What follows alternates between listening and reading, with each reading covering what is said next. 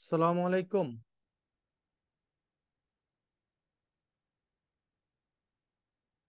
Hello. ওয়ালাইকুম আপনার আসসালাম স্যার। আপনার কি আমাকে শুনতে পাচ্ছেন? জি স্যার। ওকে। আজকে কি কাউকে এখনো হোস্ট বা কো হোস্ট করা হয় নাই?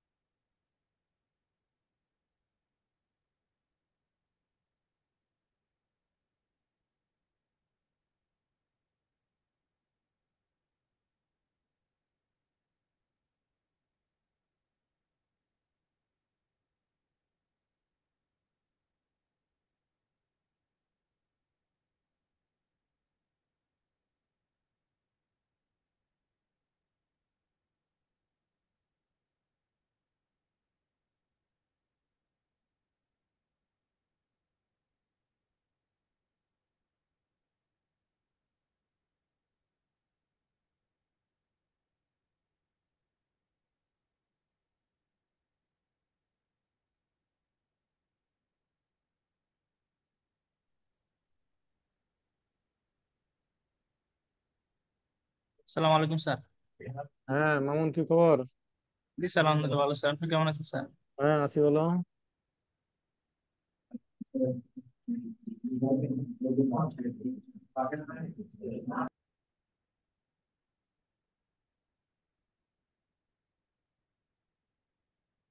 আপনারা সবাই কেমন আছেন? আলহামদুলিল্লাহ স্যার। Okay, আজকে আমাদের ক্লাস রিপ্রেজেন্টেটিভ কে আছেন প্রেজেন্ট? স্যার আমি আছি। ওকে, থ্যাংক ইউ। আমাদের আজকে কোম্পানি অ্যাক্টের লাস্ট ক্লাস। আমাদের যে সিলেবাস ছিল সেই সিলেবাসের সর্বশেষ পার্ট হচ্ছে ডিরেক্টরস পার্ট। এই অংশটুকু আজকে আমরা আলোচনা করব। পরীক্ষায় কিন্তু এই পার্ট থেকে অনেক কোশ্চেন আসে, সো সবাইকে আজকে একটু অনেক বেশি মনোযোগ দিয়ে থাকতে হবে, যাতে আমরা এই অংশটুকু ভালোভাবে বুঝতে পারি, পরীক্ষা ভালো করতে পারি। এখানে অনেক কোশ্চেন।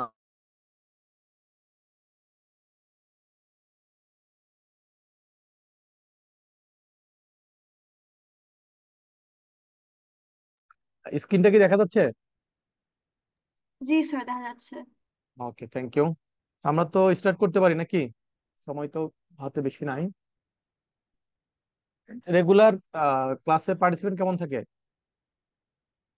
আজকে তো 43 স্যার দেখছি। এরকম। এরকমই থাকবে, ওকে।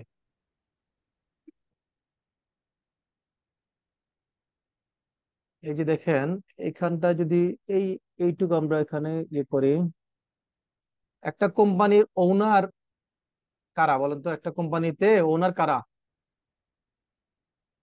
শেয়ার হোল্ডাররা। শেয়ার হোল্ডাররা, রাইট। সকল শেয়ার হোল্ডাররা কি ওই বিজনেসের পরিচালনা দায়িত্ব নিতে পারে? মনে করেন 1,000 শেয়ার হোল্ডার আছে, 1,000 জন মিলে কি কোম্পানিটা না চালাবে? স্যার।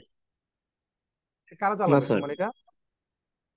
শেয়ার হোল্ডারদের পক্ষ থেকে বোর্ড অফ ডিরেক্টর চালায়। বোর্ড অফ ডিরেক্টরস, তার মানে শেয়ার হোল্ডারদের মধ্যে থেকে সিলেক্টেড কিছু পার্সন, এবং একটা নাম্বার লিমিট দেওয়া থাকে। কোথায় দেওয়া থাকে? আর্টিকেল অফ অ্যাসোসিয়েশনে কতজন ডিরেক্টরস হতে পারবে সেটা বলা থাকে। এবং সেটার জন্য মিনিমাম কোয়ালিফিকেশন শেয়ার থাকে, যারা সেই মিনিমাম নাম্বার অফ শেয়ার কি করে, সাবস্ক্রাইব করে, তারা বোর্ড অফ ডিরেক্টরস হওয়ার জন্য এলিজিবল হয়। দেন যারা এখানে ইন্টারেস্ট শো করে তাদের মধ্যে থেকে ইলেকশনের মাধ্যমে ডিরেক্টর নির্বাচিত হয়। এবং ডিরেক্টররা কি করেন? ওই কোম্পানির বিজনেসটা পরিচালনা করে। এবং কোম্পানি এবং শেয়ার হোল্ডারদের ইন্টারেস্টটা প্রটেক্ট করেন কারা? পরীক্ষা যদি আসে, who will protect the interest of the company and the share holders, answer কি হবে? ডিরেক্টর। ডিরেক্টর। এরকম ছোট ছোট এখানে এই আজকের আলোচনা থেকে অনেক কোশ্চেন আছে যেটা পরীক্ষা আসার মতো, এই জন্য একটু মনোযোগ দিয়ে শুনবেন।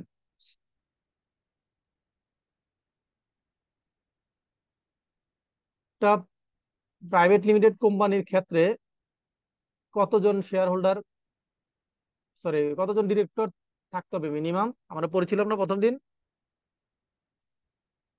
কমপক্ষে দুইজন। একজন বা দুইজন। একজন বা দুইজন। একজন বা দুজন। একজন কার ক্ষেত্রে? যদি ওপিসি কোম্পানি হয় সেই ওপিসির ক্ষেত্রে, ক্ষেত্রে। রাইট? আর ওপিসি ছাড়া অন্য যে কোনো প্রাইভেট লিমিটেড কোম্পানির ক্ষেত্রে কমপক্ষে হুম। দুজন কি হবে? ডিরেক্টর ডিরেক্টর থাকবে। থাকবেন। তবে একটা ব্যতিক্রম আছে, তবে একটা কি আছে? ব্যতিক্রম। একটা পরীক্ষা আসতে পারে যে যদি কোনো প্রাইভেট লিমিটেড কোম্পানি অন্য একটা পাবলিক লিমিটেড কোম্পানির কি সাবসিডিয়ারি হয়, তাহলে সেই ক্ষেত্রে মিনিমাম কতজন ডিরেক্টর হইতে হবে? সেক্ষেত্রে কিন্তু মিনিমাম ডিরেক্টর হইতে হবে তিনজন। কয়জন? তিনজন। এই যে দেখেন, এভরি পাবলিক লিমিটেড কোম্পানি, প্রত্যেকটা পাবলিক লিমিটেড কোম্পানি অথবা কোন একটা প্রাইভেট লিমিটেড কোম্পানি যেটা অন্য একটা পাবলিক লিমিটেড কোম্পানির সাবসিডিয়ারি, দ্যাট মিনস ওই কোম্পানিটা পাবলিক লিমিটেড কোম্পানি হোক অথবা নিজে প্রাইভেট লিমিটেড কিন্তু সে অন্য একটা পাবলিক লিমিটেড কোম্পানির সাবসিডিয়ারি, তাহলে সেক্ষেত্রে কি হবে? মিনিমাম ডিরেক্টর কতজন হইতে হবে? তিনজন। তিনজন। তাহলে ব্যতিক্রমটা মনে থাকবে। আর যদি সাবসিডিয়ারি না হয়, নর্মালি অন্য কোনো প্রাইভেট লিমিটেড কোম্পানি হয়, তাহলে সেক্ষেত্রে ওপিসির ক্ষেত্রে ওয়ান ডিরেক্টর, আর ওপিসি ছাড়া অন্য যে কোনো প্রাইভেট লিমিটেড কোম্পানির ক্ষেত্রে মিনিমাম টু ডিরেক্টর থাকা লাগবে। ডিরেক্টরদের অ্যাপয়েন্টমেন্টটা কে দেয়? আমরা কি জানি ডিরেক্টরস এর অ্যাপয়েন্টমেন্ট কে দেয়?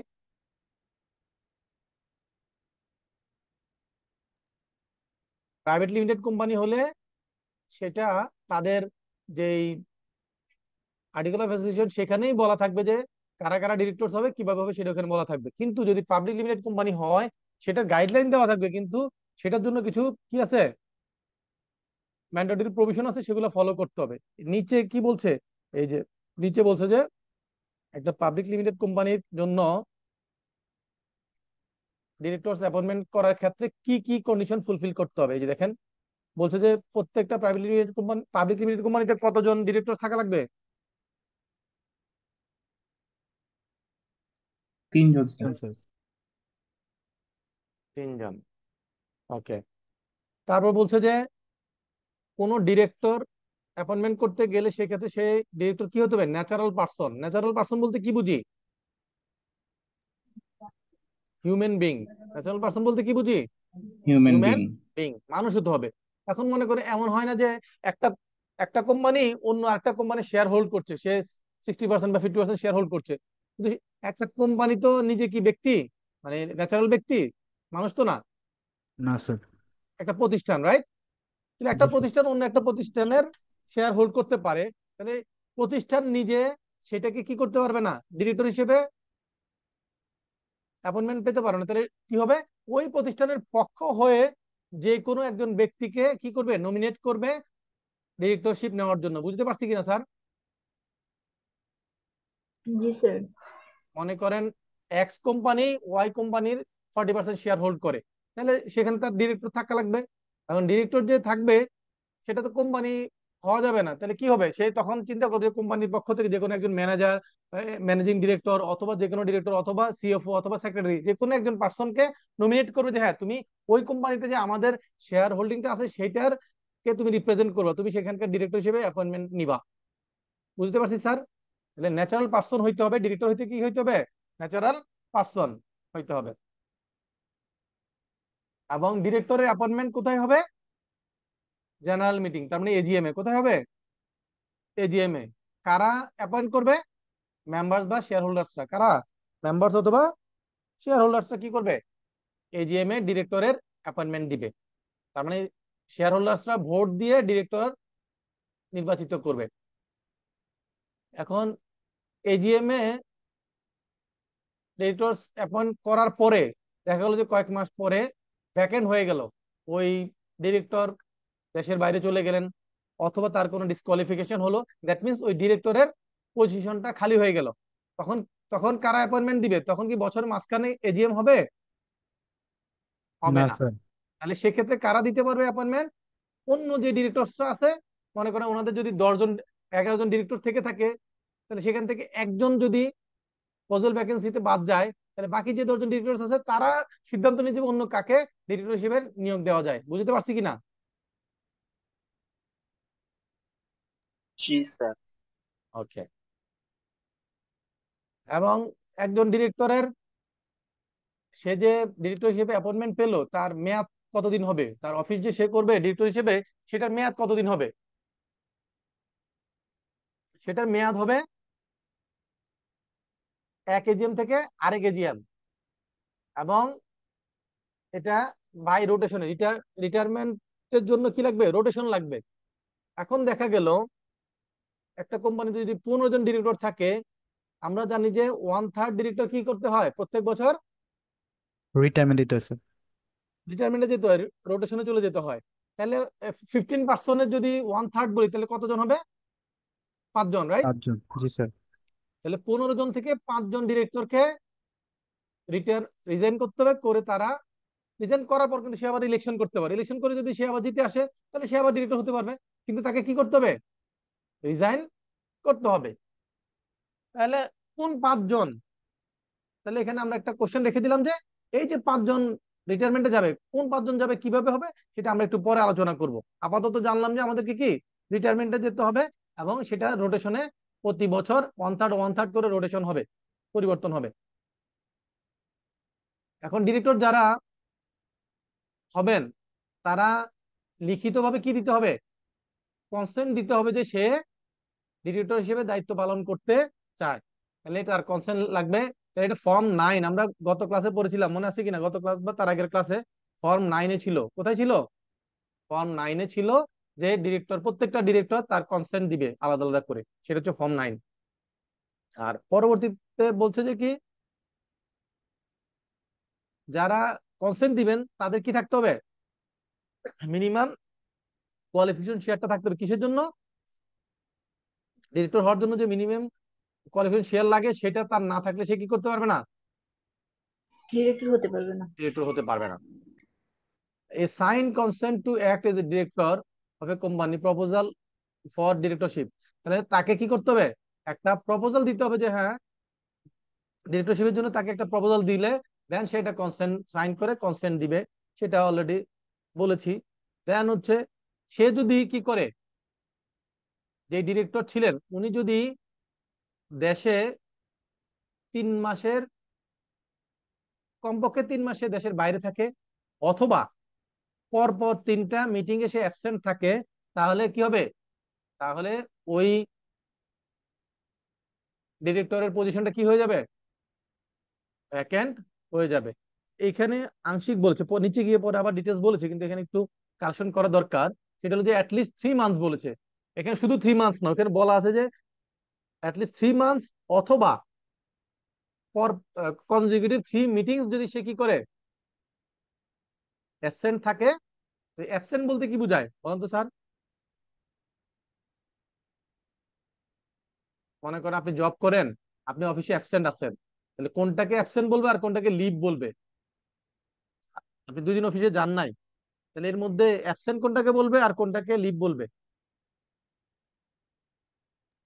স্যার না বলে আসলে অ্যাবসেন্ট করা হতে দ্যাট পারে, মিন আর যদি দ্যাট মিনস হচ্ছে পারমিশন নিয়ে যদি আমি অফিসে প্রেজেন্ট না থাকি, তাহলে সেটা হচ্ছে লিভ।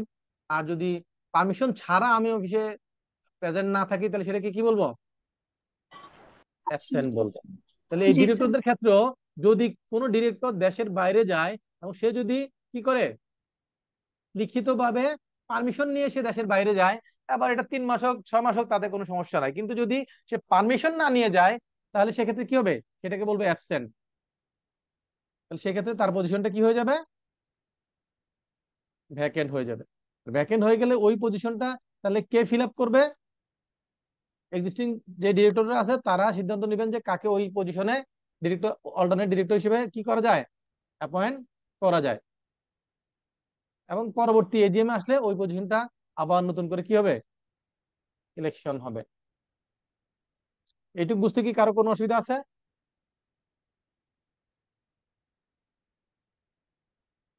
স্যার একটা কোয়েশ্চেন ছিল।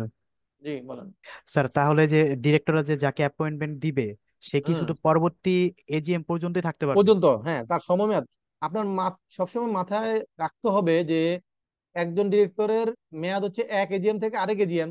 এখন মনে করেন আহ, গত বছরের নভেম্বরে, মানে 2023-এর নভেম্বরে যদি এজিএম হয়ে থাকে, হ্যাঁ, তাহলে পরবর্তী এজিএম যখন হবে 24শে নভেম্বরে অথবা ডিসেম্বরে যখন এজিএম হবে সেই পর্যন্ত তার মেয়াদ থাকবে।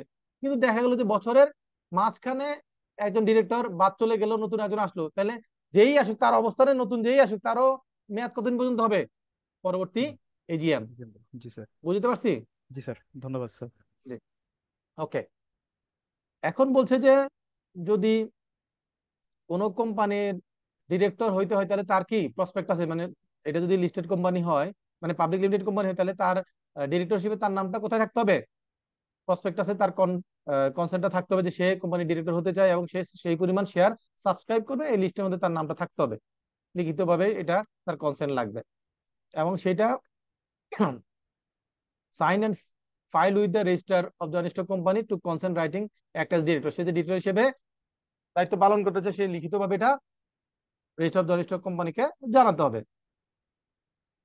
এখন সে যদি কোয়ালিফিকেশন শেয়ার হোল্ড না করে তাহলে সে কি হতে পারবে না, এই যেখানে বলছে সে কোম্পানির ডিরেক্টর হতে পারবে না। আর যদি সে আমরা বলেছিলাম যে যেই কয়জন মানে ডিরেক্টর কারা কারা কনসেন্ট দিয়েছেন তাদের লিস্টটা আরজিসিতে জমা দিতে হয়, যে কোনো একজন ডিরেক্টর অথবা ম্যানেজিং ডিরেক্টর অথবা চেয়ারম্যান সাইন করে দিবেন জমা দেওয়ার সময়। কিন্তু এই যে জমা দিলেন, যিনি জমা দিলেন সাইন করে, ওনাকে বলে অ্যাপ্লিক্যান্ট। তো ওই লিস্টে যদি এমন কারণ নাম থাকে যে দেখা গেল যে ওই ভদ্রলোক আপনার ডিরেক্টর হিসেবে দায়িত্ব পালন করার জন্য লিখিতভাবে কোনো কনসেন্ট দেন না, এরকম কারণ নাম যদি সেখানে উল্লেখ থাকে ওই লিস্টে, তাহলে যিনি অ্যাপ্লিক্যান্ট যার সিগনেচার এটা জমা হচ্ছে তাকে ফাইন করা হবে। কি ফাইন করা হবে? এই যে দেখেন, এটা পরীক্ষা আসতে পারে। ফাইন নট এক্সিডিং 2000 টাকা, তাকে অনূর্ধ্ব 2000 টাকা পর্যন্ত কি করা হবে? জরিমানা করা হবে। তাহলে এটা পরীক্ষা আসবে, পরীক্ষা আসে, বারবারই আসে, এগুলো খেয়াল রাখবেন। তাহলে তাকে জরিমানা করা হবে 2000 টাকা পর্যন্ত, অনূর্ধ্ব 2000 টাকা। এইটা হচ্ছে সেকশন 92, যেটা ডিরেক্টরের অ্যাপয়েন্টমেন্টের জন্য অ্যাপ্লিকেবল। কিন্তু ব্যতিক্রম আছে, এই যে লাস্টের প্যারাটা দেখেন, যে এই প্যারায় বলছে যে এই সেকশন 92 এইটা দুইটা ক্ষেত্রে প্রযোজ্য না। কার ক্ষেত্রে প্রযোজ্য না? ব্যাংক এবং ইন্স্যুরেন্স কোম্পানির চিফ এক্সিকিউটিভ অফিসার পজিশনের জন্য এই কন্ডিশন, এই সেকশন 92 কি হবে না? অ্যাপ্লিকেবল হবে না। পরীক্ষা যদি আসে যে সেকশন 92 ডিরেক্টর অ্যাপয়েন্টমেন্টের ক্ষেত্রে এই সেকশন 92 কোন কোন ক্ষেত্রে অ্যাপ্লিকেবল নয়, সেক্ষেত্রে আনসার করতে পারবো স্যার? জি স্যার। আনসার হবে চিফ এক্সিকিউটিভের পজিশন, এটা এমডি নাম হোক বা চিফ এক্সিকিউটিভ যেই নামই হোক না কেন, সেটা ইন্স্যুরেন্স কোম্পানি এবং ব্যাংকিং কোম্পানির ডিরেক্টরের ক্ষেত্রে এই সেকশন 92 অ্যাপ্লিকেবল হবে না। আর কোয়ালিফিকেশন শেয়ার, এটা তো অলরেডি আমরা অনেকবারই আলোচনা করেছি যে মিনিমাম যেই পরিমাণ শেয়ার না রাখলে আর্টিকেলে বলা আছে এই পরিমাণ শেয়ার হলে একজন শেয়ার হোল্ডার কি বা মেম্বার ডিরেক্টর হিসেবে অ্যাপয়েন্টমেন্ট পাওয়ার জন্য কোয়ালিফাই করে, সেই শেয়ারকে আমরা কি বলি? কোয়ালিফিকেশন শেয়ার বলি। এবং এমন যদি হয় যে কোনো ডিরেক্টর অ্যাপয়েন্টমেন্ট সে পেয়ে গেছে, কিন্তু অ্যাপয়েন্টমেন্ট পাওয়ার পরও 2 মাস অতিক্রান্ত হয়ে গেছে, সে তার শেয়ারটা কি করে নাই, ওই যে মিনিমাম কোয়ালিফিকেশন শেয়ারটা সে কমপ্লিট করে নাই, তাহলে সেক্ষেত্রে কি হবে? সে আনকোয়ালিফাইড হবে। এবং এটার জন্য আবার কি, যদি আনকোয়ালিফাইড হওয়ার পরও সে ডিরেক্টর হিসেবে দায়িত্বটা পালন করে যায়, তার পজিশনটা হোল্ড করে যায়, তাহলে তার জন্য পানিশমেন্ট আছে। কি পানিশমেন্ট আছে?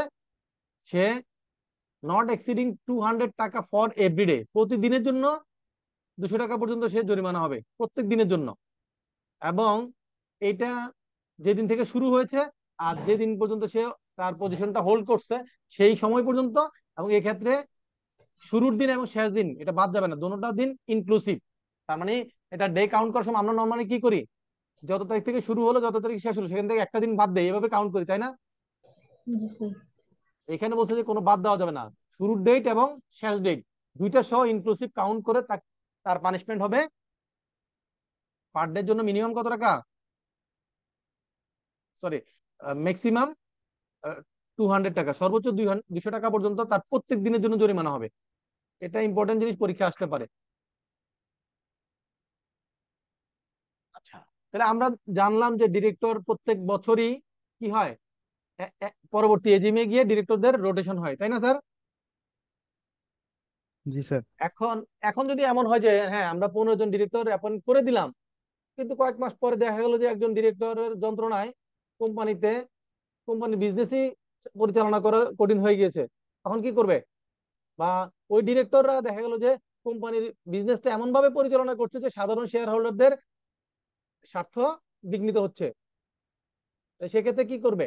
সেই ক্ষেত্রে ওই ডিরেক্টরকে রিমুভ করা যাবে। কি করা যাবে? রিমুভ করা রিমুভ যাবে। করা যাবে। কিভাবে রিমুভ করা যাবে? Extra ordinary resolution.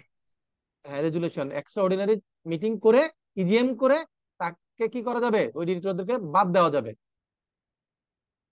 এবং সেই মিটিং এ আবার কি দেন আবার কি করবে? একটা অর্ডিনারি রেজুলেশন পাস করে নতুন আরো অন্য ডিরেক্টর অ্যাপয়েন্ট করা যাবে। তাহলে ডিরেক্টরদেরকে কোনো ধরনের ডিসকোয়ালিফিকেশন ছাড়া আহ, এমন যদি হয় যে ডিরেক্টরদেরকে বাদ দেওয়া লাগবে, তাহলে কিভাবে বাদ দেওয়া যাবে? Extra ordinary resolution. রেজুলেশনের মাধ্যমে। দেন অর্ডিনারি রেজুলেশন দিয়ে নতুন কাউকে কি করা যাবে? অ্যাপয়েন্ট করা যাবে। Yes sir. এবং যাকে আমরা রিমুভ করলাম বছরের মাঝখানে, হ্যাঁ ইন্টারিম পিরিয়ডে, সে কিন্তু পরবর্তী এজিএম এ কি বোর্ড অফ ডিরেক্টরস হওয়ার জন্য এলিজিবল হবে না। ইমিডিয়েট এটা হবে না, পরবর্তীতে সে হতে পারবে। দেন আসছে হচ্ছে AGM, annual general meeting. Annual general meeting প্রত্যেক বছর শেষে সকল শেয়ার হোল্ডারদেরকে নিয়ে কোম্পানির ব্যবসার কি পজিশন, কি অবস্থা, এগুলো নিয়ে কি করতে হবে? একটা মিটিং কল করতে হবে, এবং যেখানে ডিরেক্টরদের অ্যাপয়েন্টমেন্ট হবে, যেখানে অডিটরের অ্যাপয়েন্টমেন্ট হবে, কোম্পানির যে ফিনান্সিয়াল স্টেটমেন্ট সেটা অ্যাপ্রুভ হবে। মিনিমাম এই তিনটা এজেন্ডা থাকবে। এর বাইরে থাকতে পারে আপনার ডিভিডেন্ডের ইস্যু থাকতে পারে, বা এনি আদার বিজনেস যে কোনো কিছু থাকতে পারে। মিনিমাম এই তিনটা থাকবে। হ্যাঁ, তো অ্যানুয়াল জেনারেল মিটিং এর ক্ষেত্রে একটা রুলস হচ্ছে যে প্রতি ক্যালেন্ডার ইয়ারে কমপক্ষে একবার কি হইতে হবে? একটা অ্যানুয়াল জেনারেল মিটিং হতে হবে। দেখা গেলো যে আপনি এই বছর ডিসেম্বরে করেছেন, পরের বছর আর ডিসেম্বরে করতে পারেন নাই, এরপর বছর চলে গেছেন, তাহলে একটা বছর বাদ পড়ে গেল। এরকম করা যাবে না। প্রত্যেক বছরের মধ্যে, প্রত্যেকটা ক্যালেন্ডার ইয়ারের মধ্যে আপনাকে কি করতে হবে? একটা এজিএম করতে হবে। এবং এক এজিএম থেকে পরবর্তী এজিএম এর ডিস্টেন্সটা 15 মান্থের বেশি হইতে পারবে না। কতদিনের বেশি হতে পারবে না? 15 মান্থ। 15 মান্থ। ওকে।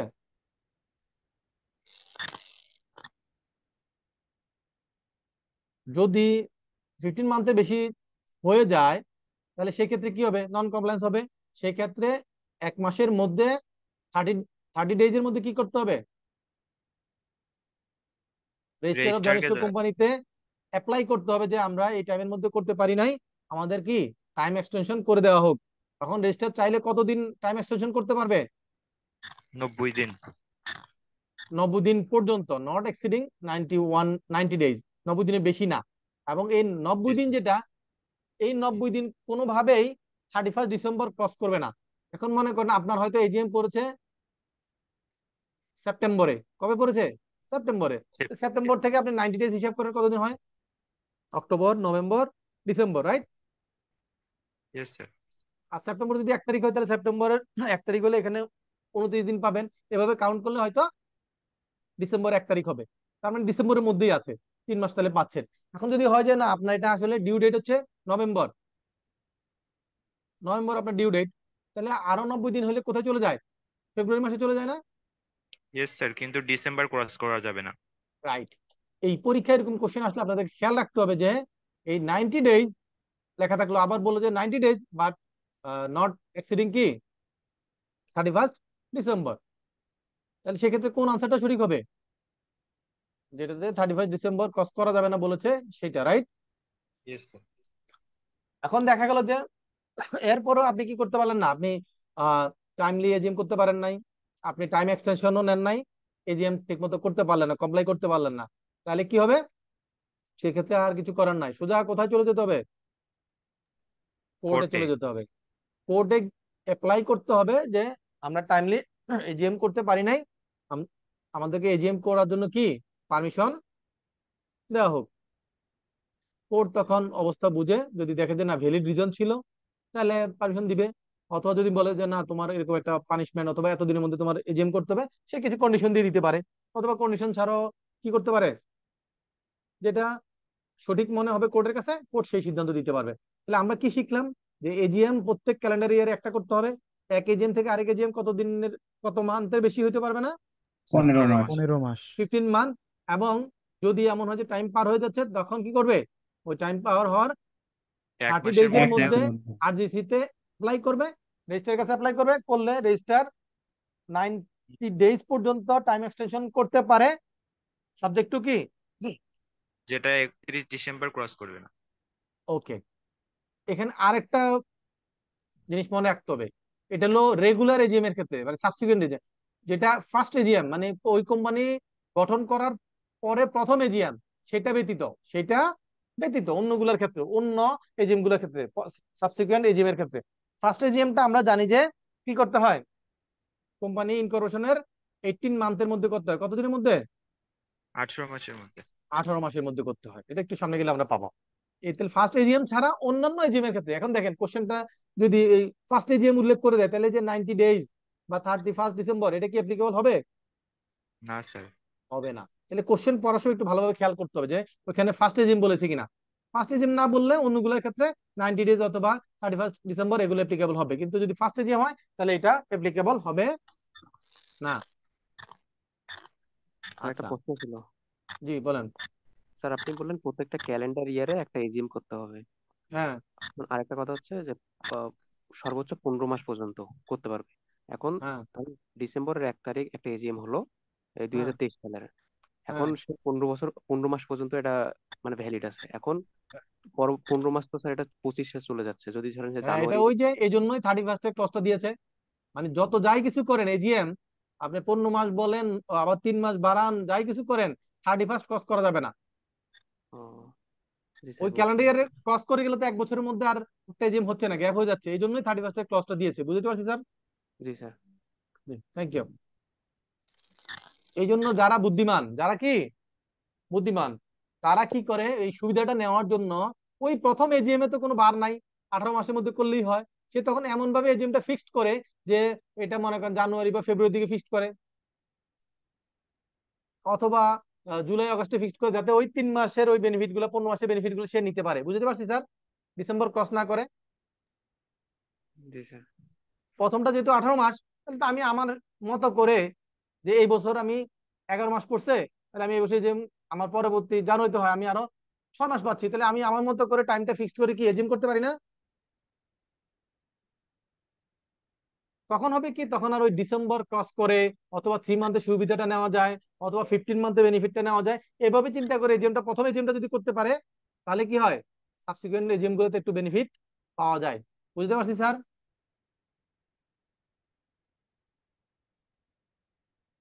এখন জি এই স্যার। এজিএম এর জন্য যে ফর্মালিটিস এবং কোর্ট তাকে যে ডিরেকশন দিয়েছে, সেই ডিরেকশন যদি সে মান্য করতে কি করে, ফেল করে, ডিফল্ট হয়, তাহলে তার জন্য জরিমানা আছে। কোম্পানি অ্যান্ড এভরি অফিসার, কোম্পানিরও জরিমানা এবং প্রত্যেক অফিসার যারা এটার জন্য রেসপন্সিবল। তাহলে একটা কোম্পানি বলেন তো, এজিএম হোল্ড করার জন্য রেসপন্সিবল কে? একজন ম্যানেজার, সেক্রেটারি, না এমডি? ম্যানেজিং ডিরেক্টর, তাই না?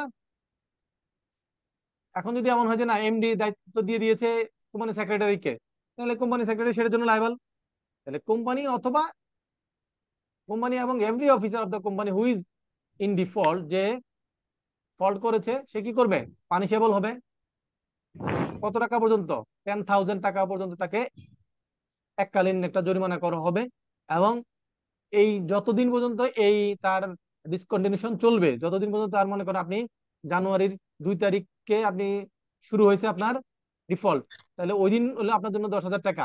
এর পরবর্তীতে যতদিন পর্যন্ত আপনি কমপ্লায়েন্সের মধ্যে না আসতেছেন, ততদিন পর্যন্ত, প্রথম দিন বাদ দিয়ে পরবর্তী প্রতিদিনের জন্য 250 টাকা করে। পরীক্ষা যদি আসে যে এত তারিখে নন কমপ্লায়েন্স হয়েছে, এরপরে এর এতদিন পরে গিয়ে এটা কমপ্লাই করা হয়েছে, তাহলে যতদিন করা হয়নি সেটা আপনি কাউন্ট করবেন। সেখান থেকে প্রথম দিনের জন্য 10,000, পরবর্তী প্রতিদিনের জন্য কত টাকা করে। 250 টাকা। এভাবে পরীক্ষা আসলে আনসার করা যাবে কিনা? Yes sir. Okay, thank you. এবং ফার্স্ট এজিএম এর ক্ষেত্রে যে দেখেন, ফার্স্ট এজিএম এখানে এটা কি পিঙ্ক কালার বলবো না কি কালার বলবো, যাই হোক, ফার্স্ট অ্যানুয়াল জেনারেল মিটিং বলছে যে within a period of not more than 18 month from the date of incorporation. Company ইনকর্পোরেশনের থেকে 18 মান্থের বেশি হবে না ফার্স্ট এজিএম। এবং ফার্স্ট এজিএম যেই মাসে যেই বছর হবে, তাহলে এটা তো যেহেতু 18 মান্থ, তাহলে কি হচ্ছে 1.5 বছর, তার মানে 2টা বছর কাজ করছে, রাইট? জি স্যার। তাহলে আমি যেহেতু 18 মান্থের জায়গায় যদি আমি মনে করেন 15 মান্থে করি, তাহলে প্রথম বছরে কি আমি এজিএম করতে পেরেছি? ওই বছর ক্যালেন্ডার ইয়ারে তো পড়ে নাই, রাইট? পরে ক্যালেন্ডারে চলে গেছে, অথবা প্রথম ক্যালেন্ডার ইয়ারে পড়েছে, দ্বিতীয় ক্যালেন্ডারে পড়ে নাই। তাহলে এখানে এই দুইটার মধ্যে বলছে যে একটা বছরই শুধু এজিএম হবে, এর পরবর্তী থেকে প্রত্যেক ক্যালেন্ডার ইয়ারে কি হবে, একটা একটা করে এজিএম হবে। আর আমরা একদম প্রথম ক্লাসের দিকে আমরা শিখেছিলাম যে পাবলিক লিমিটেড কোম্পানি আর হচ্ছে প্রাইভেট লিমিটেড কোম্পানির মধ্যে বেনিফিটের ব্যাপার বলেছিলাম যে পাবলিক লিমিটেড কোম্পানির ক্ষেত্রে স্ট্যাটিউটরি মিটিং, স্ট্যাটিউটরি রিপোর্ট লাগে, রাইট? মনে আছে কিনা? জি স্যার। প্রাইভেটের ক্ষেত্রে লাগে না। এই স্ট্যাটিউটরি মিটিং বলতে কি বোঝায়? স্ট্যাটিউটরি মিটিং বলতে বোঝায়, এখানে বলছে দেখেন, every company limited by share and every company limited by guarantee having a share capital within a period not less than 1 month and not more than 6 month. মানে 1 মাসের কম নাই, 1 মাসের কম নয়, 6 মাসের বেশি নয়। তার মানে 1 মাসের পর থেকে 6 মাসের মধ্যে, এই পিরিয়ডের মধ্যে কি করতে হবে? স্টুডেন্ট রিপোর্ট এবং স্টুডেন্ট মিটিং করতে হবে। স্টুডেন্ট মিটিং করার জন্য একটা রিপোর্ট জেনারেট করতে হবে, যেই রিপোর্টটা মেম্বারদের কাছে 21 ডেজ নোটিশ দিয়ে কি করতে হবে, মানে মিটিং এর ডেট যেদিন দিবেন তার থেকে 21 দিন আগে নোটিশটা দিতে হবে। এবং ওই নোটিশের সাথে স্টুডেন্ট রিপোর্টটা অ্যাটাচ করে মিটিং এর জন্য কল করতে হবে। বুঝতে পেরেছি কিনা স্যার? Yes sir. ওকে। এখন মনে করেন কোনো কারণে হয়তো 21 দিন আপনি কমপ্লাই করতে পারেন নাই, তাহলে যারা মেম্বার বা শেয়ার হোল্ডার আছে তারা যদি কোনো ধরনের কি, ওই যে আপনি যে অল্প সময় দিয়ে নোটিশটা দিয়েছেন, এটার জন্য কেউ যদি কোনো কোশ্চেন রেজ না করে, সবাই যদি এটাকে অ্যাকসেপ্ট করে নেয়, অবজেকশন না দেয়, তাহলে এটা নিয়ে কোনো সমস্যা নাই। আর যদি কেউ কি করে অবজেকশন দেয়, তাহলে সেই ক্ষেত্রে এটা নন কমপ্লায়েন্সে পড়ে যাবে। বুঝতে পারছি স্যার? এবং এই স্টাডি রিপোর্টটা সার্টিফাই করতে হবে, দ্যাট মিন্স এটা সাইন করে দিবে, এটা যে কারেক্ট আছে এটা সাইন করে দিবে কে? নট লেস দেন 2 ডিরেক্টরস, কমপক্ষে 2জন ডিরেক্টর সাইন করতে হবে। তার মধ্যে managing director mandatory, managing director অবশ্যই থাকতে হবে, এর বাইরে অন্য ডিরেক্টররা মিলে সাইন করতে পারবে, 3জন 4জন করতে পারবে, তবে কমপক্ষে 2জন। 2জনের মধ্যে মিনিমাম কে থাকতে হবে? Managing director. Managing director. কার এখান থেকে সাউন্ড আসছে, একটু মিউট করে রাখেন। এখন আপনি যদি এই কমপ্লায়েন্সটায় ব্যর্থ হন, তাহলে কি হবে? প্রত্যেক ডিরেক্টর অথবা অফিসারদেরকে কি হবে, পানিশ করবে, নট এক্সিডিং টু 5,000 টাকা, তাহলে 5,000 টাকা পর্যন্ত জরিমানা করা হবে। এবং এই যে দেখেন নিচের লাইনে বলা আছে যে এই এই সেকশনটা, এই ধারাটা সেকশন 83 প্রাইভেট কোম্পানির জন্য অ্যাপ্লিকেবল হবে না। তো এটা সবার শেষে না বলে শুরুতে বললেই তো হইতো যে এটা প্রাইভেট লিমিটের জন্য অ্যাপ্লিকেবল না, শুধুমাত্র পাবলিকের জন্য, তাহলে তো আমাদের জন্য সহজ হতো। একদম লাস্ট লাইনে গিয়ে বলছে যে এটা প্রাইভেটের জন্য অ্যাপ্লিকেবল না, পরীক্ষায় আসতে পারে। এই যে আমরা একটু আগে বলেছিলাম যে এক্সট্রা অর্ডিনারি রেজুলেশনের মাধ্যমে ডিরেক্টরদেরকে রিমুভ করা যায়, বলেছিলাম না স্যার একটু আগে? জি স্যার। এটা শুধু, এটা হলো এক্সট্রা অর্ডিনারি জেনারেল মিটিং, শুধুমাত্র যে ডিরেক্টরকে বাদ দেওয়ার জন্য তা না, কোম্পানির মধ্যে ডিরেক্টররা যদি এমন কোন সিদ্ধান্ত নেয় যেটা, বা এমন একটা কন্ট্রাক্ট করছে অথবা এমন একটা সিদ্ধান্ত নিয়েছে বিজনেসে যেটা অন্য শেয়ার হোল্ডারদেরকে কি করবে, ক্ষতিগ্রস্ত করবে, যারা মাইনর তাদেরকে ক্ষতিগ্রস্ত করবে, তখন তারা চাইলে কি করতে পারবে, 1/10, মানে কোম্পানির টোটাল যত শেয়ার আছে তার শেয়ার ক্যাপিটালের 10 ভাগের 1 ভাগ, কত ভাগের 1 ভাগ? 10 ভাগের 1 ভাগ। তাহলে কমপক্ষে 1/10 শেয়ার হোল্ডাররা শেয়ার হোল্ড করে এমন শেয়ার হোল্ডাররা মিলে যদি সিগনেচার করে ইজিএম করার জন্য একটা কি করে সাবমিশন দেয় কোম্পানির কাছে, তাহলে কোম্পানি বাধ্য একটা ইজিএম কল করতে। তাহলে ইজিএম কল করতে মিনিমাম কতজন লাগবে?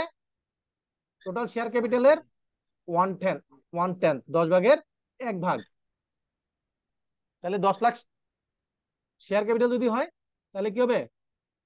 1 লাখ শেয়ার হোল্ডার যদি, বা যদি 100 জন শেয়ার হোল্ডার থাকে, তাহলে সেখান থেকে 10 জন শেয়ার হোল্ডার যদি কি করে মিনিমাম সাইন করে একটা ডকুমেন্ট সাবমিট করে যে তারা এই ইস্যুতে এক্সট্রা অর্ডিনারি জেনারেল মিটিং চাচ্ছে, তাহলে কোম্পানি ম্যানেজমেন্ট বাধ্য কি করতে? সেই এক্সট্রা অর্ডিনারি জেনারেল মিটিং এর অ্যারেঞ্জমেন্ট করার জন্য। তারা যেদিন অ্যাপ্লিকেশনটা করলো সেই দিন থেকে 21 দিনের মধ্যে কি করতে হবে? এই মিটিং কল করার জন্য প্রিপারেশন নিতে হবে। যদি কোনো উদ্যোগ না নেয় এবং যদি 45 ডেজের মধ্যে মিটিং সম্পাদন না করে, তাহলে তাহলে কি হলো? যেদিন তারা অ্যাপ্লিকেশনটা জমা দিল সেদিন থেকে 21 দিনের মধ্যে যদি ইজিএম এর জন্য কোনো উদ্যোগ ম্যানেজমেন্ট না নেয়, অথবা 45 ডেজের মধ্যে যদি ইজিএম না হয়, তাহলে তাহলে এই 45 ডেজ পার হওয়ার পরে যারা ওই যে 1/10 শেয়ার হোল্ডার যারা অ্যাপ্লিকেশনটা করেছিলেন তারা নিজেরাই ইজিএম করতে পারবেন। তারা কি করতে পারবেন? ইজিএম করতে পারবেন। তবে কি, তবে সেটা ওই যেদিন আপনারা অ্যাপ্লিকেশন করেছেন সেই দিন থেকে 3 মাস ক্রস করতে পারবেন, 3 মাসের মধ্যে হইতে হবে। তাহলে এখানে যদি 3 মাসের মধ্যে 45 ডেজ চলে যায়, তাহলে 3 মাস হইতে গেলে আর কতদিন বাকি থাকে? আরো 45 45 days. ডেজ। দ্যাট মিনস 3 মান্থের মধ্যে আপনি যেদিন অ্যাপ্লিকেশন করলেন আপনারা সেই দিন থেকে 90 দিন, সরি 3 মান্থের মধ্যে কি করতে হবে? ইজিএম কন্ডাক্ট করতে হবে। তাহলে ম্যানেজমেন্টের দায়িত্ব হচ্ছে 45 ডেজের মধ্যে ইজিএম করা, আর এটার প্রসিডিউর বা নোটিশ রেডি করা হচ্ছে 21 দিনের মধ্যে। আর যদি 45 ডেজ এর মধ্যে তারা মিটিংটা না করে, তাহলে ওই যারা ইজিএম এর জন্য রিকোয়েজিশন রেজ করেছিলেন তারা নিজেরাই ইজিএম করতে পারবেন, এবং সেটা তাদের অ্যাপ্লিকেশন ডেট থেকে 3 মান্থের বাইরে যেতে পারবে না, 3 মান্থের মধ্যে হতে হবে। 3 মান্থ পার হয়ে গেলে সেটার কি থাকবে না? ভ্যালিডিটি থাকবে না। একদম। বুঝতে পারছি স্যার? এখানে অনেকগুলো জায়গা আছে যেগুলো পরীক্ষা আসার মতো। এবং এখানে হচ্ছে যে এই রিকুইজিশনটা যেটা জমা দিবে সাইন করে, এটা কোথায় জমা দিবে? এটা জমা দিবে হচ্ছে কোম্পানির রেজিস্টার্ড অফিসে। কোথায় জমা দিবে? কোম্পানির রেজিস্টার্ড অফিসে। রেজিস্টার্ড অফিসটা কোথায় থাকে বলেন তো লেখা? Sir memorandum. মেমোরেন্ডামে, রাইট। তাহলে কোম্পানির মেমোরেন্ডামে কি থাকে? Sir name, address. রেজিস্টার্ড অফিসের অ্যাড্রেস থাকে, রাইট? জি। ওকে, তাহলে এই পর্যন্ত যতটুকু আলোচনা করলাম এটা কি বুঝতে কোনো অসুবিধা আছে স্যার? নাই। আচ্ছা, এবার আসেন 3 মাস চলে গেল, মানে 45 ডেজ চলে গেল, এখন আপনারা নিজেরা মিটিং করবেন। এখন আপনারা চাইলে ওই কোম্পানির যে বোর্ড মিটিং হয় সেই মিটিং এর জন্য যে বোর্ড রুম আছে সেখানে আপনারা মিটিং করতে পারেন। যদি কোম্পানি ম্যানেজমেন্ট আপনাদেরকে কি না দেয়, পারমিশন না দেয়, তাহলে আপনারা বাইরে কোনো রেস্টুরেন্টে হোক বা যে কোনো জায়গায় আপনারা মিটিং হোল্ড করতে পারবেন। এবং ওই মিটিং করার জন্য যা যা খরচ আপনারা হবে সেই খরচটা কি করবে? কোম্পানি বিয়ার করতে বাধ্য থাকবে। বুঝতে পারছি কিনা sir?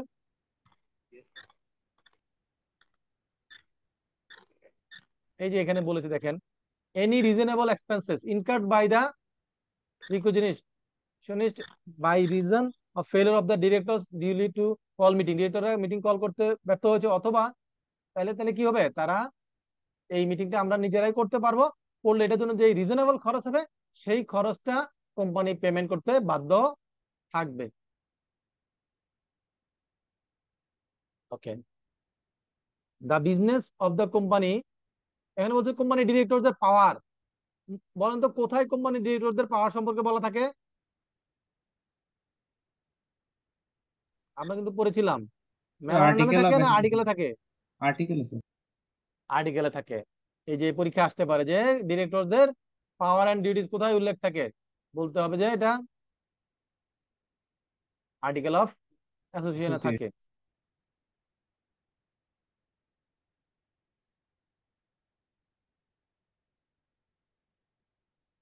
The directors may from time to time appoint one or more of their bodies of the, ডিরেক্টররা কি করতে পারবে, ম্যানেজিং ডিরেক্টর, ম্যানেজার অথবা অফিসার, এদেরকে কি করতে পারবে, অ্যাপয়েন্ট করতে পারবে, তাদের স্যালারি নির্ধারণ করতে পারবে, বিভিন্ন সাপ্লাইয়ের সাথে কন্ট্যাক্ট, কাস্টমার সাথে কন্ট্যাক্ট করতে পারবে। দেন হচ্ছে ব্যাংক থেকে লোন নেওয়ার সিদ্ধান্ত নিতে পারবে, ব্যাংক অ্যাকাউন্ট ওপেন করার সিদ্ধান্ত নিতে পারবে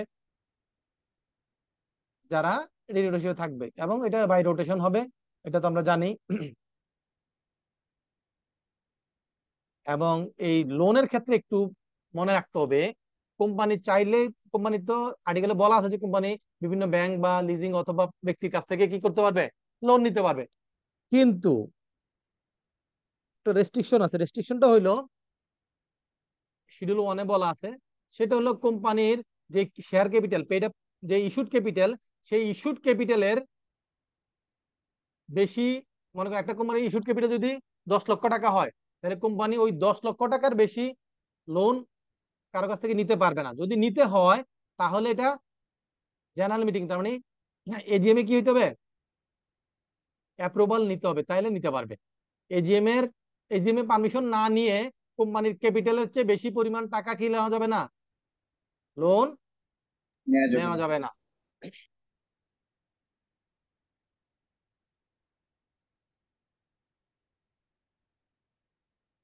আর ডিরেক্টররা কি করতে হবে, কোম্পানি অ্যাক্টের যে প্রভিশন গুলো আছে সেগুলা কমপ্লাই করতে হবে, এবং তারা কি করবে, একটা এই যে মিটিং গুলো তারা করছে, তাদের যে সিদ্ধান্ত গুলো হচ্ছে সেগুলোর জন্য একটা মাইনরস এর জন্য একটা বুকস রেকর্ড মেনটেন করবে, সেখানের মধ্যে লেখা, তারা উল্লেখ রাখবে যে তারা কাকে কাকে অ্যাপয়েন্টমেন্ট দিল, এবং তাদের স্যালারি কি হবে, এবং ডিরেক্টর তারা যে মিটিং এ জয়েন করছেন, কমিটি হয়েছে, তাদের সিগনেচার থাকবে। দেন হচ্ছে প্রত্যেকটা মিটিং এর রেজুলেশন গুলা লিপিবদ্ধ করা থাকবে। এটা হচ্ছে তাদের দায়িত্ব, এই বুকস অফ অ্যাকাউন্ট গুলো তারা রেকর্ড গুলা কিপ করবে। আর স্যার ডিসক্লিফিকেশন, জি, স্যার এখানে মিনিট দ্বারা কি বোঝানো হচ্ছে? মাইনরস, মিনিট না, মাইনরস। মাইনরস মানে হচ্ছে আমরা যখন কোনো মিটিং করি, মিটিং শেষে একটা সিদ্ধান্ত নেই না যে সিদ্ধান্ত নিয়েছি যে এই 5 জনকে আমরা অ্যাপয়েন্ট করবো বা এই কাজটা আমরা করবো না, এই সিদ্ধান্ত নিলাম, একটা সিদ্ধান্ত তো মিটিং শেষে আসে নাকি? জি স্যার। এই সিদ্ধান্তটা যেই কাগজের মধ্যে লেখে লিপিবদ্ধ করে এবং সবাই মিলে সিগনেচার করে, সেটাকে বলে মাইনরস, মিটিং মাইনরস। বুঝতে পারছি স্যার? জি স্যার, থ্যাংক ইউ। জি, থ্যাংক ইউ।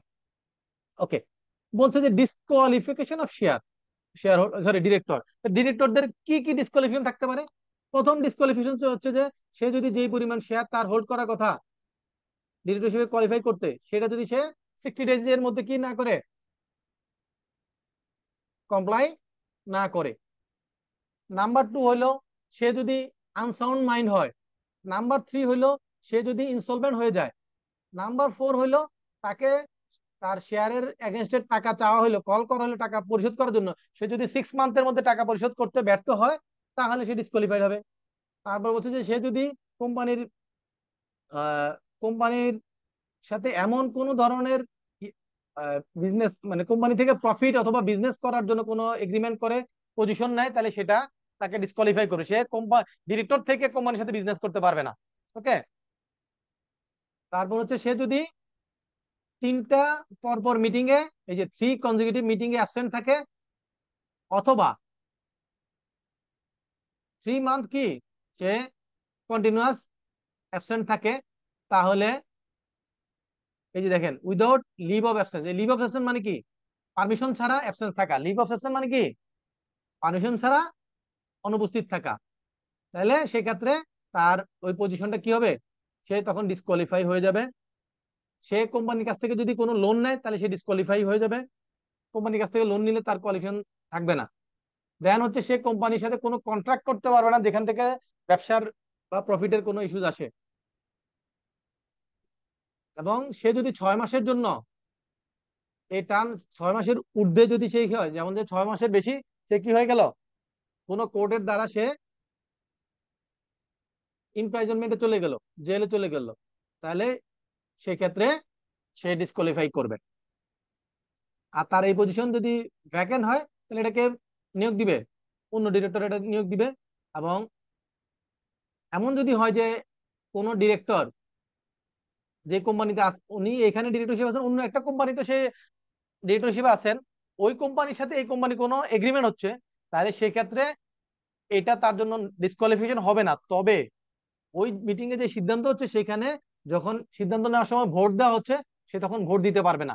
আর যদি সে ভোট দেয়ও তাহলে তার ভোটটা কাউন্ট করা যাবে না। বুঝতে পারছি স্যার?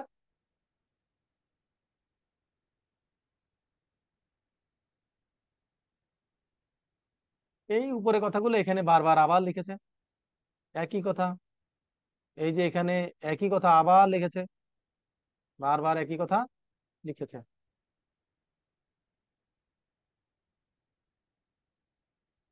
রোটেশন অফ ডিরেক্টর, এটা তো মোটামুটি অনেকটুকু আমরা আলোচনা করেছি।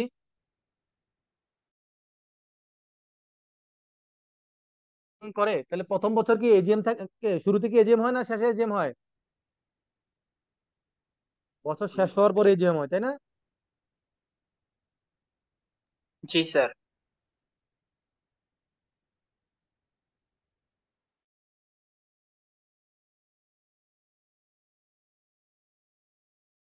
আপনারা কি আমাকে শুনতে পাচ্ছেন? জি স্যার, জি শোনাতে। স্যার। ওকে। তাহলে এজিএমটা কখন হয়, বছর শেষ হওয়ার পরে না বছরের শুরুতে হয়? বছর শেষ। হয়। বছর শেষে। তাহলে যে বছর কোম্পানিটা নতুন গঠন করলো ওই বছর তো এজিএম হবে বছর শেষ হওয়ার পরে। তাহলে এই 1 বছর তাহলে ব্যবসা চালাবে কে, ডিরেক্টর লাগবে না? জি স্যার। তাহলে এই ফার্স্ট ডিরেক্টরদের ক্ষেত্রে সেটা এজিএম এ হয় না, এটা কি হয়, এটা ইনিশিয়ালি নিজেদের মধ্যে ডিসকাস করেই সিদ্ধান্ত নিয়ে ওই যে যারা আপনার মেমোরেন্ডামে এবং আর্টিকেল অফ অ্যাসোসিয়েশনে কি থাকে, সাবস্ক্রাইবার থাকে, তারাই কি ডিরেক্টর হিসেবে অ্যাপয়েন্টমেন্ট পায়। এবং 1 বছর পার হওয়ার পরে পরবর্তী এজিএম এ, ফার্স্ট এজিএম এ কি হয়, ডিরেক্টর চেঞ্জ হবে। এবং সেটা কতটুকু চেঞ্জ হইতে হবে, 1/3।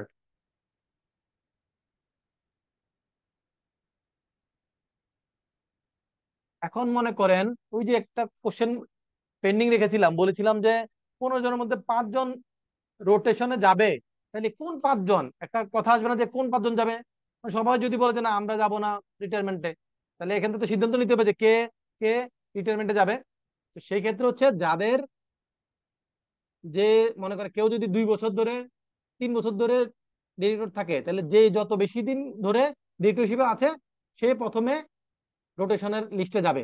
বুঝতে পারছি স্যার? যার মেয়াদ যত বেশি দিন হয়েছে, কেউ যদি 3 বছর ধরে থাকে, কেউ যদি 2 বছর ধরে থাকে, কেউ যদি 1 বছর থাকে, আর কেউ যদি 5 বছর থাকে, কারা আগে যাবে রোটেশনে? যার 5 বছর। 5 বছর দেন, 4 বছর দেন, 3 বছর, এইভাবে। এখন যদি এমন হয় যে না, আইসে এমন জায়গায় ঠেকলো যে 2 জন আছে, দুইজনই একই সময়ে শুরু হয়েছে, মেয়াদ একই রকম, তাহলে কে কে থাকবে আর কে বাদ যাবে? স্যার সেক্ষেত্রে নিজেদের মধ্যে যদি সামঞ্জস্য করে ঠিক না করতে পারে তাহলে লটারির মধ্যে মাধ্যমে সেক্ষেত্রে ঠিক করতে হচ্ছে হবে। নিজেদের মধ্যে ডিসকাস করে নিবে, নিজেরা সলভ করবে। যদি নিজেদের মধ্যে সলভ হয়ে যায় হলো, তখন না হলে তখন লটারির মাধ্যমে করবে। কিসের মাধ্যমে করবে? লটারি। লটারি।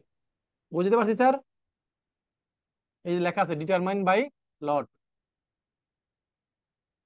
এই যে এই যে আনলেস দে আদারওয়াইজ এগ্রি অ্যামাং দেমসেলফ, যদি না তারা নিজের মধ্যে সম্মত না হয়, তাহলে কি করতে হবে, লটারির মাধ্যমে করতে হবে। যারা রিটায়ারমেন্টের জন্য যাবেন, রেজিগনেশন দিবেন, তারা কি করবেন, আবার এজিএম এ তারা আবার অ্যাপয়েন্টমেন্টের জন্য কি করতে পারবেন, ইলেকশন করতে পারবেন, এলিজিবল হবেন রি ইলেকশন করার জন্য। ওকে। এখন যদি এমন হয় যে মিটিং এ সিদ্ধান্ত নিয়ে দেখা গেল যে ডিরেক্টর কি করা গেল না,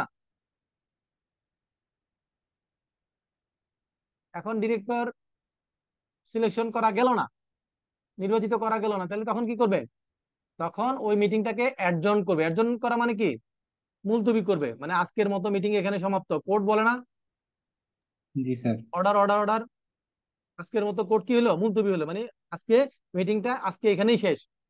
দেন এই যে ডিরেক্টর সিদ্ধান্ত নিতে পারলো না কাদেরকে ডিরেক্টর হিসেবে কি করবে, এইটা কি হবে তাহলে, নেক্সট উইকে চলে যাবে। কোথায় চলে যাবে, নেক্সট উইকে। মনে করেন আজকে যদি আজকে কি বার, রবিবার না, সানডে। তো সানডেতে যদি মিটিংটা আজকে হয়ে থাকে, এই মিটিং এ যদি সিদ্ধান্ত না নিতে পারে, তাহলে মিটিংটা অ্যাডজর্ন হবে। হলে পরবর্তী রবিবার, মানে নেক্সট সপ্তাহের রবিবারে, সেম ডেতে, সেম প্লেসে, সেম টাইমে। বুঝতে পারছি? Same venue, same time, same day, next week. Clear sir?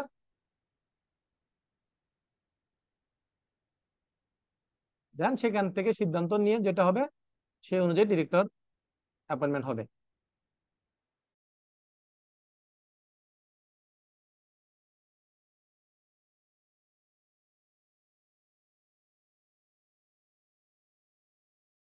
Sir যদি পরের বারেও স্যার যদি পূরণ না হয় তখন?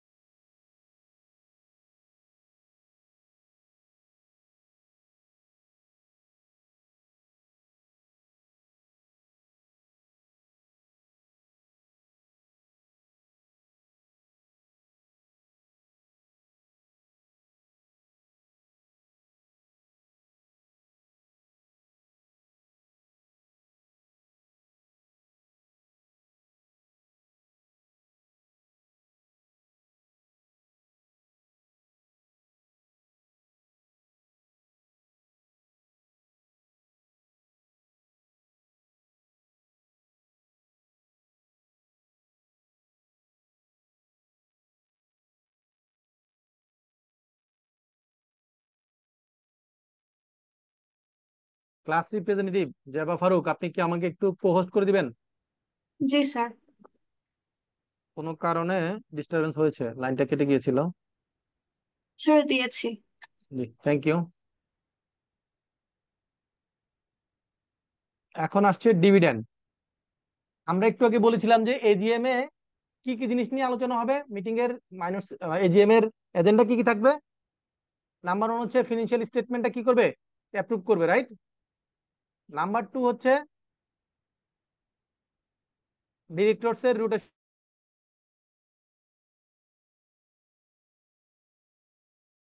এর বাইরে ডিভিডেন্ড সম্পর্কে থাকতে পারে। এখন মনে করে কোম্পানি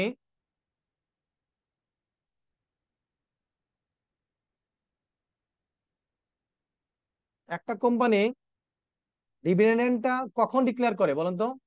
বছর শেষ হওয়ার পরে প্রফিট কি হলো সেটার উপর বেসিস করে তো ডিভিডেন্ড দিবে নাকি? জি স্যার।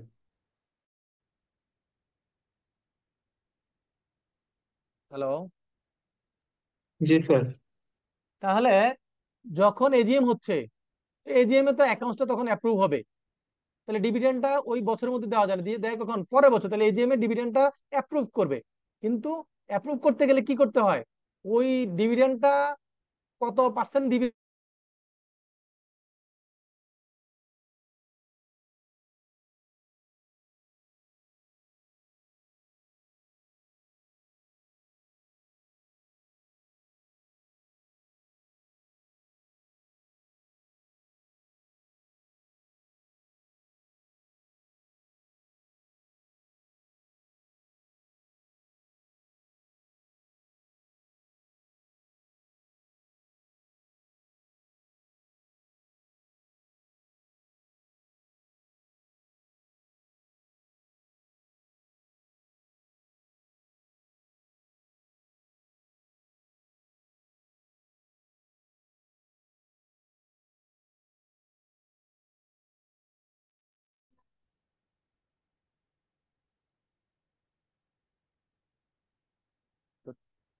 বোর্ড অফ ডিরেক্টরসরা রিকমেন্ড করতে পারবে ডিভিডেন্ডের জন্য এজিএম এ, কিন্তু এজিএম এ তারা যতটুকু ডিভিডেন্ড রিকমেন্ড তার চেয়ে বেশি, মনে করেন যদি বোর্ড অফ ডিরেক্টরসরা বলে যে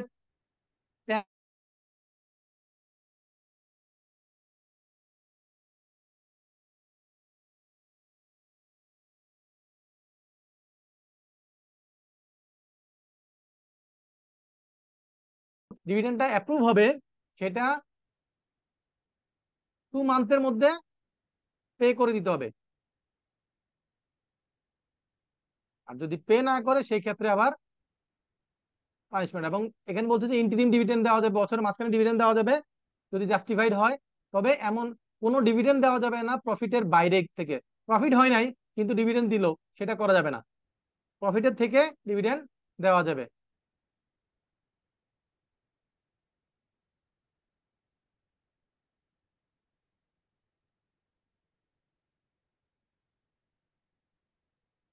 এবং যদি প্রফিট না থাকে তাহলে সেই ক্ষেত্রে যদি কোনো অ্যাডভান্স অ্যামাউন্টের উপর ইন্টারেস্ট, আমরা দেখেছিলাম যে কেউ যদি অ্যাডভান্স টাকা দিয়ে দেয় সেটার উপর ইন্টারেস্ট দিবে, তো সেক্ষেত্রে বলছে যে এটা কি প্রফিট থাকলে সেটা দেওয়া যাবে। আর আর কি আছে, যদি জয়েন্ট ডিরেক্টর থাকে তাহলে যে কোনো একজন যদি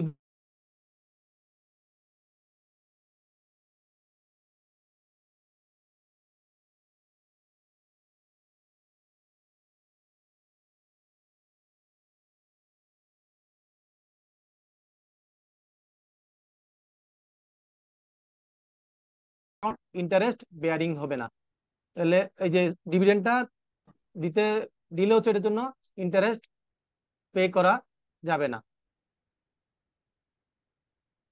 আজকের আলোচনা একটু পর্যন্তই। আজকে আমাদের কোম্পানি একটা শেষ হয়ে গেল। আমরা পরবর্তী ক্লাস কি আছে আমাদের বলেন তো?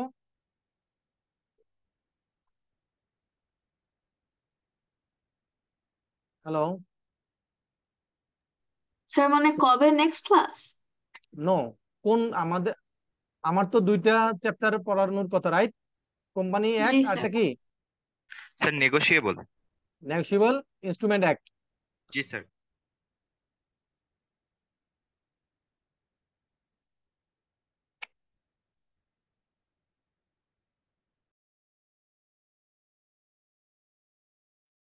স্যার,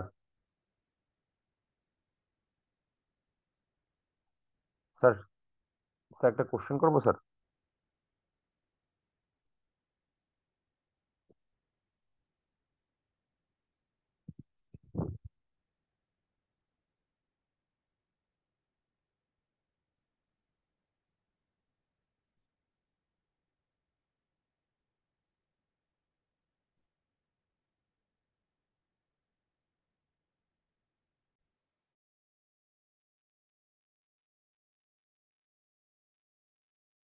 জেবা ফারুক, আপনি কি শুনতে পাচ্ছেন? জহির স্যার কি আপনাদের কোনো চ্যাপ্টার কমপ্লিট করেছেন, পার্টনারশিপ অথবা কন্ট্রাক্ট? না স্যার, আমরা শুরু করেছি কন্ট্রাক্ট। মাত্র কন্ট্রাক্ট শুরু করেছেন? জি স্যার, একটা ক্লাস স্যারের হয়েছে। স্যারের কয়টা ক্লাস হয়েছে? স্যার স্যার একটা ক্লাস। একটা ক্লাস হয়েছে। মাত্র একটা হয়েছে, রাইট? ওকে, ঠিক আছে। আমাদের নেক্সট ক্লাসে আমরা নেগোশিয়েবল ইনস্ট্রুমেন্ট অ্যাক্ট নিয়ে পড়াশোনা করব। আমি চেষ্টা করব যে আজকে আপনাদের ইমেইলে নেক্সট ক্লাসের ম্যাটেরিয়ালসটা পাঠিয়ে দিতে, আপনারা একটু প্রয়োজনে দেখবেন। ঠিক আছে? Yes sir. জি, সবাই ভালো থাকবেন।